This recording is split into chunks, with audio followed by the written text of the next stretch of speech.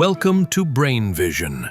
For this problem on the topic of conservation of energy, we are given a figure that shows a system which consists of a light inextensible cord, light frictionless pulleys, and two blocks of equal mass.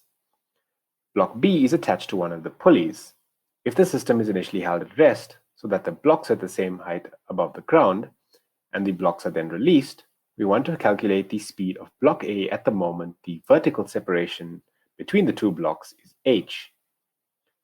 Now we know that when block B moves up by 1 centimeter, block A moves down by 2 centimeters, and the separation becomes 3 centimeters.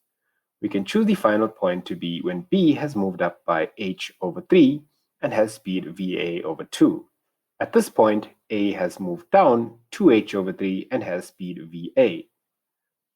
So using the conservation of energy, we know the kinetic energy of A plus the kinetic energy of B plus the gravitational potential energy initially with subscript I is equal to the kinetic energy of A plus the kinetic energy of B plus the total gravitational potential energy UG finally. So initially we have the system at rest, so there's no kinetic energy and there's no gravitational potential energy relative to the starting point.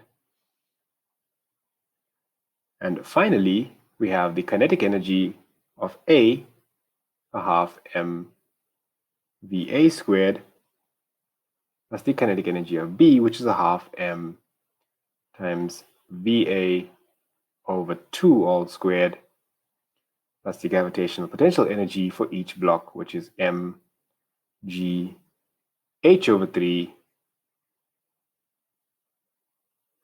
plus minus mg times 2h over 3.